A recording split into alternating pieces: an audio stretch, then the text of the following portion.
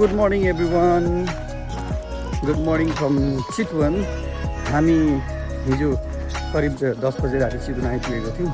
अहिले बिहानी 7 गते हामी किन चितवन आइरहेको छौँ भन्ने कुरा सबै डिटेलमा भनिहाल्छु।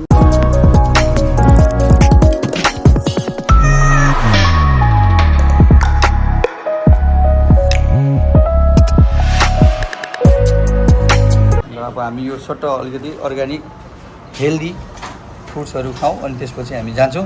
यता हाम्रो आदरणीय निल दाई हुनुहुन्छ, यता हाम्रो चकमान भण्डारी दाई, यता हाम्रो हरिजर हुनुहुन्छ। यो त ब्रेकफास्टै खाना जस्तो लागिसक्यो त, फलफुलले नै अगाइने भयो त सर।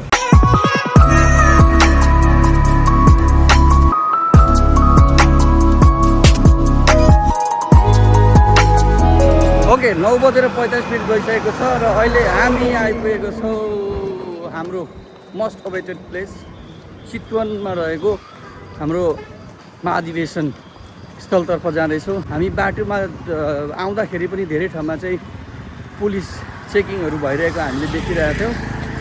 प्रहरी प्रशासन एकदमै कडाइका साथ लागेको छ।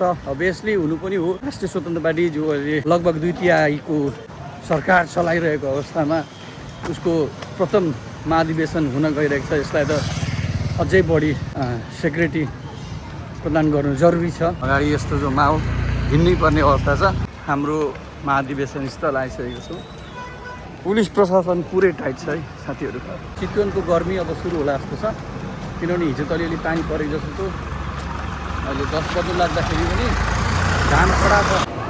हाम्रो महाधिवेशन स्थल यहाँ छ।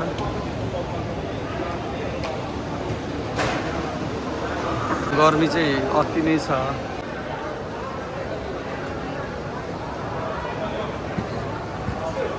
इटरी नगरबाट वरिष्ठ पार्टीका जिल्ला स्तरका वरिष्ठ नेताहरूसँग पनि भेट भएको अवस्था छ। नमस्कार स्वागत छ तपाईँहरू सबैजनालाई।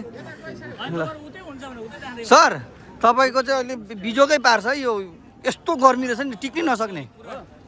तपाईँलाई चाहिँ नि म भावी सम्भावना चाहिँ देख्छु है। म यस्तै महाधिवेशनमा आउने नेतृत्व गर्ने वरिष्ठ देखिरहेछ। जे होस्, महाधिवेशन स्थल चाहिँ हेरिसकिएको छ हामीले। यहाँबाट निस्किँदैछ यसो हल्का। अब चितवन आइसकेपछि चितवनलाई पनि अलिकति एक्सप्लोर गरिदिउँ यहाँ, किनभने यहाँ टाइम पनि भइसकेको छैन रहेछ। त्यसपछि अहिले फेरि फर्केर आउँछौँ। अब एकपल्ट चाहिँ चितवन चक्कर मार्नु छ।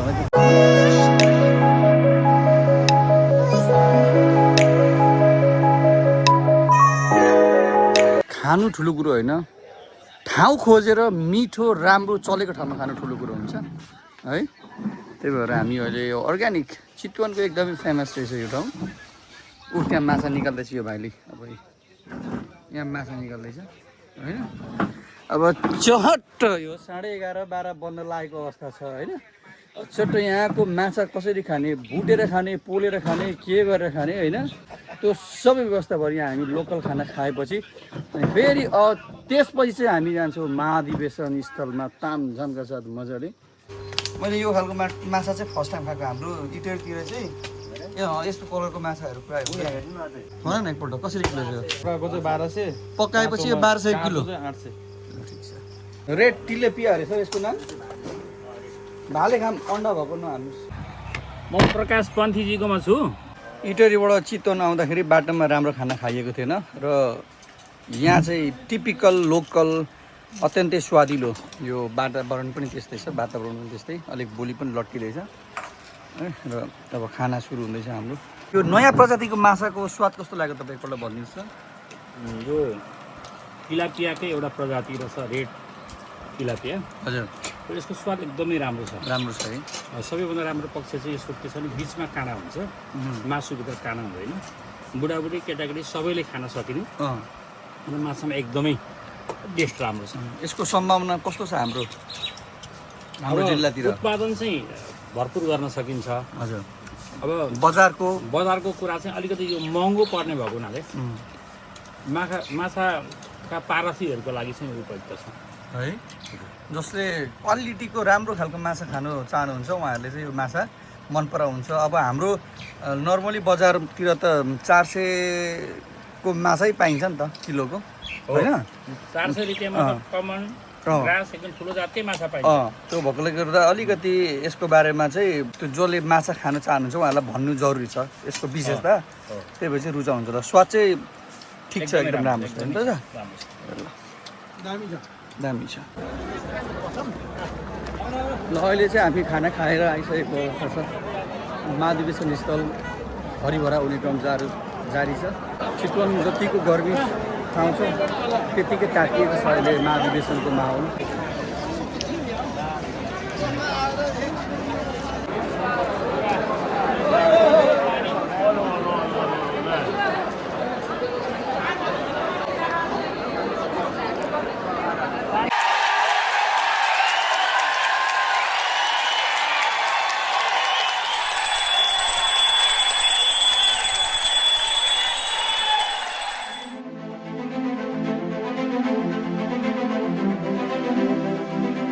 विश्वकै सबैभन्दा कान्छो राष्ट्र प्रमुखहरू मध्येको एक अनुहार, पार्टीका वरिष्ठ नेता तथा सम्माननीय प्रधानमन्त्रीज्यूलाई विशेष सम्बोधन गरिदिनलाई मञ्चमा आमन्त्रण गर्न चाहन्छु।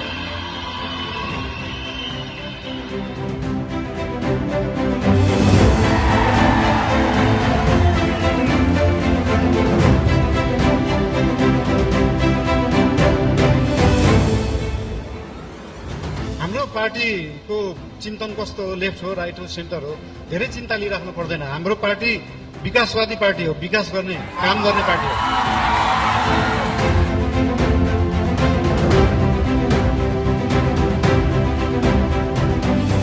जसले आफ्नो सहजता होइन जिम्मेवारीलाई प्राथमिकता दिनुभयो, आफ्नो आराम होइन जनताको आवाज रोज्नुभयो, पार्टीका श्रद्धेय नेता पार्टीका सभापति श्री रवि लामेछानेज्यूलाई विशेष सम्बोधन गरिदिने हुन र यस सत्रको समापन गरिदिने हुन आमन्त्रण गर्न चाहन्छु। मैले तपाईँलाई धेरै सम्झेको थिएँ। म आज तपाईँलाई धन्यवाद भन्न चाहन्छु कि त्यो आवाज सुनियो। म धेरै त सम्झन्न, म एउटा लाइन मात्र सम्झन्छु। जुन सन्देश मैले गत वर्ष भैरवा कारागारबाट लेखेको थिएँ, त्यो सन्देशको अन्त्यमा मैले भनेको थिएँ कि एक दिन जनताले तपाईँहरूको हातमा भएको तस्करले दिएको घडी खोज्नेछ र त्यहाँ हडकडी लगाउनेछ भनेको मलाई सम्झना छ।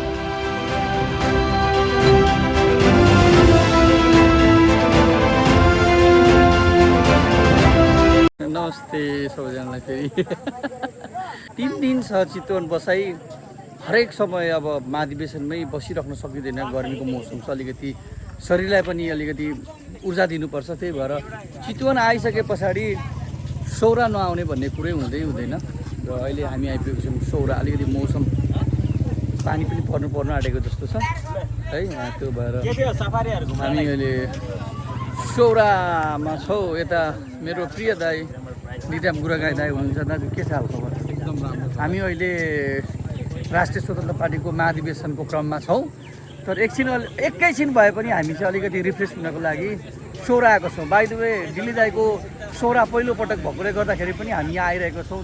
दाईले सौरा हेर्छु भन्नुभयो, कस्तो लागिरहेछ दाई सौरा? एकदम राम्रो भाइ, रमाइलो छ नि होइन? रमाइलो लागिरहेछ। अहिले यो साँझको पख चाहिँ हामी यसो यो सौरा चितवन कस्तो रहेछ त, यहाँ धेरै सुनेको हो, धेरै गरेको हो भनेर हेर्नलाई आएको छौँ। उता महाधिवेशनको अपडेट पनि हामी गरिरहेछौँ। अलिकति मैले भनिहालेँ, अलिकति रिफ्रेसमेन्टको लागि चितवन आइसकेपछि सौरा नछिरिकन हुँदैन, पाप लाग्छ। फेरि सौरा आइपुगिसकेपछि जङ्गल सफारी त गर्नै पर्यो, नभए झन् ठुलो पाप लाग्छ होइन? त्यही हो। अब हामी एकछिन जङ्गल सफारीमा छौँ। पानी भर्खर परिरहेको छ। चितवन आएर गर्मीले पारेको थियो, पानी परिदियो, अहिले जाडो हुन थालेको। यो दरबार हजुर, यो दरबारको चाहिँ इन्ट्री गर्ने ठाउँ। राजा महेन्द्रले सिकार खेलेर हजुर खेल्न आउँदाखेरि इन्ट्री गरेपछि यहाँबाट छिर्छ। अब यसरी खै गइ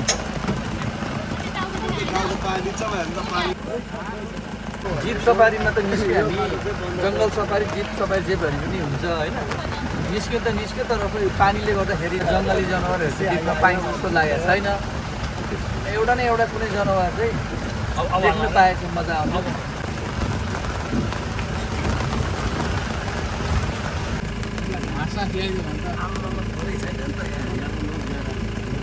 हरिण देखियो त दाइ ल भाइ यो ठाउँको बारेमा भन्दैन अलिकति। यो चाहिँ तपाईँको पहिला राजाहरूले चाहिँ हन्टिङ गर्ने र पहिला विदेशीहरू चाहिँ बाहिर होटेलमा भन्दा यसमा चाहिँ प्रायः आएर बस्नु गर्थ्यो पहिला। ए हाम्रो राजाको हजुर यहाँ चाहिँ अगाडि हात्ती पनि ठाउँ थियो। यहाँ चाहिँ तपाईँको विदेशीहरू आएको बेलामा चाहिँ हात्ती सफारी गरेर चाहिँ जङ्गल घुमाउने काम गर्थ्यो। ए अनि मैले अहिले भर्खर हाम्रो ड्राइभरले भन्नुभएको यहाँ भर्खरै बाघ पनि देखिरहेको थियो अरे आजै पनि भेटेको हो। अलिकति हिस्टोरिकल प्लेस हाम्रो 25 राजा वीरेन्द्र आउँदाखेरि यही ठाउँमा बसेर चाहिँ रात बिताउने। जानु नि यसो भित्रतिर हेर्नु दाजु एक्लै एक्लै नजानु है गाह्रो पर्छ दाजु गाह्रो हुन्छ यता। यो हन्टिङ गरेर खाने ठाउँ बार्बिक्यू गर्ने ठाउँ है। ओहो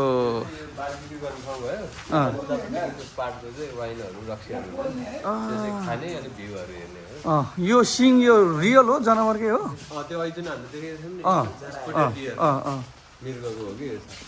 यता भित्र हेर्नु मिल्छ भाइ? होटल नभयो पकाउने सघाउने ठाउँ रहेछ। यस्तो रहेछ पहिले यसरी बसेको। जनावर हेर्नुभन्दा पनि यस्तो हिस्टोरिकल ठाउँहरू चाहिँ मलाई अति मनपर्छ।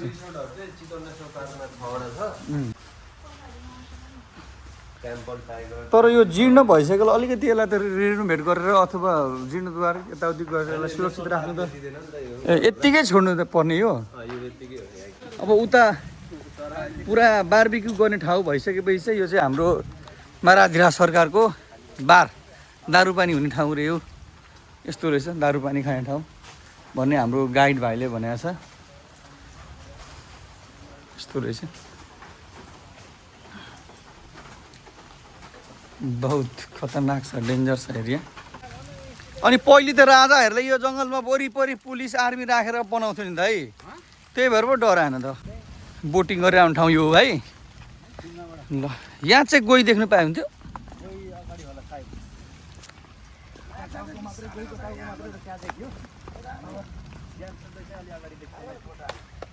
जनावर हेर्नु हिँडेको जनावर कहाँ देखिने खोइ हाइकिङ हिँडे जस्तो भइरहेछ भने। जङ्गल सफारी गरियो सफारी मात्रै गरियो यो मौसम जनावर हेर्ने केही थिएन। यस्तो सबै पानीले नि भिज्यो लुगा पनि यस्तो भयो बिजोग भइरहेछ। गडाङगुडुङ पनि गर्दैछ। खुल्ला सत्रको कार्यक्रम सकिएको छ। अहिले चाहिँ माहौल अलिक शान्त। अब नेतागणहरू चाहिँ यतै टन्ने देखिराखिएको छ हामीले। मौसम पनि अहिले चाहिँ शीतल शीतल छ।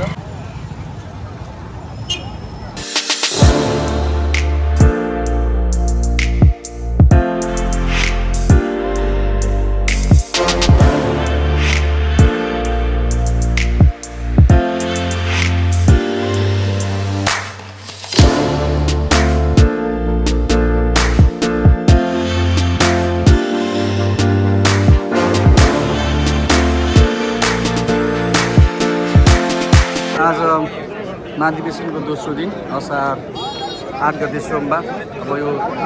अब आजको कार्यक्रम भनेको चाहिँ चुनावी माहौलको छ। अब यो अहिलेको माहौल भनेको चाहिँ प्रतिनिधिहरूले आफूलाई मन परेको पार्टीको नेता चुनिने ठाउँमा पुर्याउने हो। मैले यति धेरै नेता मन्त्री प्रधानमन्त्रीहरू त देखेकै थिइनँ। यो चाहिँ एउटा ठुलो अवार्ड फङ्सनमा कलाकार भेला भएको जस्तो देखिरहेको छु क्या मैले। अमेजिङ छ यो। अब भोक लागेको अवस्था छ। लगभग 1:30 बजिसकेको छ। हामी अब खानाको खोजीमा छौँ। आज दोस्रो दिनको लन्चमा चाहिँ हुँदैछ कालिज हन्टिङ। यहाँ कालिज फार्म हाउस रहेछ। यहाँ हामी कालिज खोज्नको लागि आउँदैछौँ।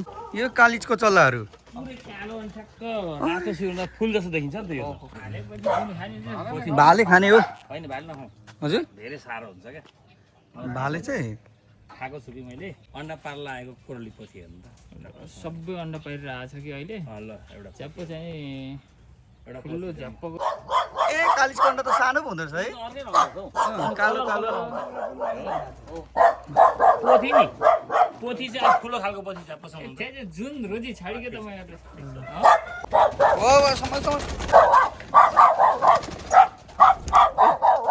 हामीसँग चाहिँ भाले र पोथीकै अप्सन भए पनि हामीले पोथी खाने निर्णय गऱ्यौँ। किनभने भाले अलिक चाम्रो हुन्छ भन्नुभयो हाम्रो पुणे सरले। यो फार्म हाउसको नाम भनिस् त एकपल्ट सर? हाम्रो यो गैँडाकोट कालिज फार्म। कालिज फार्म कति वर्ष पुरानो छ? हाम्रो यो 6-7 वर्ष भयो। ए ल ठिकै छ। कस्तो छ मार्केट? मार्केट यहाँबाट अल नेपाल डेलिभरी हुन्छ हाम्रो चल्लाहरू। अहिले चल्लाको सिजन चलिरहेछ। हजुर। चल्ला चाहियो भने आउनु होला। ल अहिले हामी गैँडाकोट कालिज फार्मबाट यो एउटा भाले होइन पोथी, यो अन्डा दिँदै गरेको पोथी चाहिँ गजब मजाको हुन्छ नि त। त्यही भएर अब आजको दिउँसोको खाना कालिजसँग हुन्छ। अब यसलाई मजाले लाग्छ। अब हामी आइपुग्यौँ बासेको भाले, टिपिकल लोकल ठाउँ हो यो। यसलाई यहाँ हान्ने हो। बासेको भालेको के छ हौ, कालिज बन्दै गर्छ। त्योभन्दा अगाडि चाहिँ नारायणी नदीको लोकल माछा पनि ट्राई गरिहालौँ न।